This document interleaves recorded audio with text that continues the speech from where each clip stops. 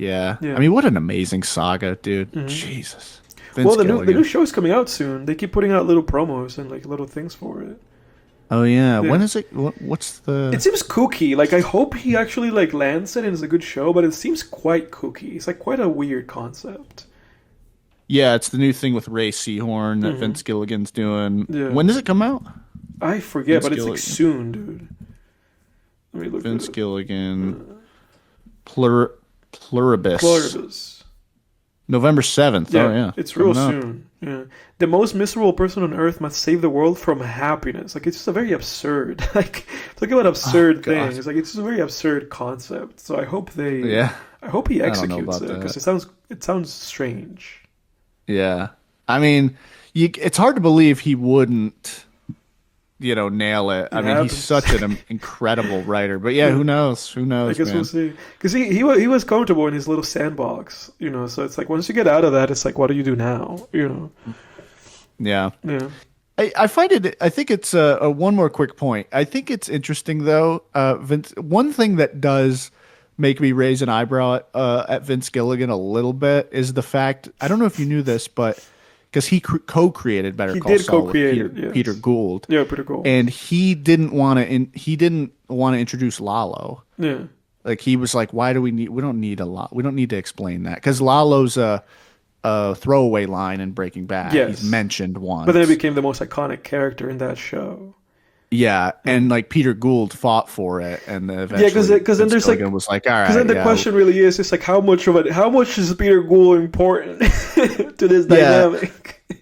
Well, the thing for me is that alone, being like, I don't want to introduce, we don't need to explain this line from Breaking Bad. I can understand that in a vacuum, but you Yeah. think about that line that Saul Goodman drops in Breaking Bad. He says, "It wasn't me, it was Ignacio. Hmm. He's the one." And Hmm. then he says, "Lalo didn't send you, no Lalo," and that ties not only Saul Goodman to Nacho from Better Call Saul, but it ties Nacho to Lalo Yeah. to Saul. So it's like, how could you not introduce Lalo into Better Call Saul? How could you have him say that? He's saying in Breaking Bad, I was involved in something that also involved Nacho and a guy named Lalo. Yeah.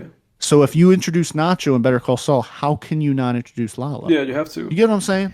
It's Like, how could fascinating you because not? How could you leave that out? it's interesting to me too because you have to remember that he also stepped down as showrunner of Better Call Saul. I think like in the last season or two, where like I Peter think it was Gould, like season 2 or 3 that he stepped down. yeah, where Peter Gould just became the sole showrunner of that show. So Yeah. so it really it raises questions. It raises questions of He's like not like Jack Nicholson in The Departed. It brings up questions. it raises questions where it's like, how responsible for all this stuff was that guy? Because he was also involved in Breaking Bad. It was kind of like a duology with the two of them. Yeah. And then it's like, Peter Gould was there the whole time with both shows. So it's Yeah. like, how important is this guy over here to this whole process that it was successful? How Yeah, like plus the writing staff. Because yes, it was a lot of the exactly. same writers from Breaking Bad to Better Call Saul. Yeah. But I don't know about this Pluribus show, how Exactly. many of the So- writers so came over to it this one. raises You would questions. assume maybe one or two at least, but it raises who knows? questions, especially when you think about it. Because to me, the most iconic downfall ever of a show to this day, and I know Pluribus is a completely new thing, so there's no downfall to this. But it was like with Rick and Morty, because like famously, I always Oh, yeah. talk about this, that with Rick and Morty they made season 1 and 2, and then that after season 2, a bunch of the writers got poached because the show was not renewed. That's the number one thing for people to think about when they think about that show and why it became so bad. And it is that the first 2 seasons of that show were made with a staff, that included obviously Dan Harmon and Justin Roiland, and a specific group of writers, and they made the first 2 seasons. But then, Adult Swim, Cartoon Network, whatever, they didn't renew it, So when season 2 was over, they renewed it after the fact. But by that point, all those writers had to look for jobs, And a lot of people that were essential to why that show was the way that it was, then were working on like Gravity Falls and a bunch of other stuff. All these people were they just left, you know.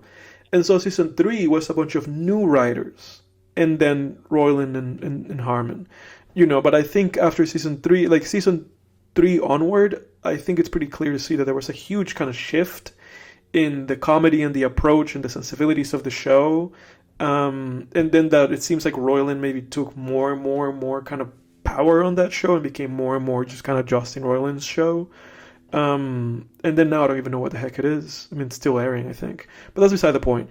It just like You're right. You can't discount like the importance. you can't of these discount people. the importance of other creative voices, Yeah. helping you out. I mean, I experienced it like I mean, even as an author, like I mean, the reason I gravitated more toward ultimately being a novelist versus like filmmaking was because of the independence of it and the creative freedom. But Yeah. I mean, it applies there too. I mean, like my editor, I still he was kind enough to my editor's Jeff Hart, by the way.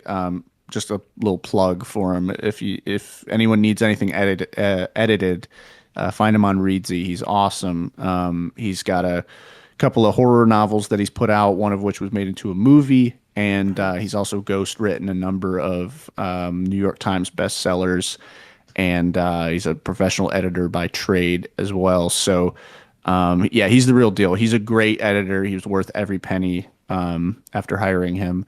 That's not a paid ad. I'm legit just recommending him. But Yeah. he's kind enough after the editing process to still talk with me and bounce ideas around.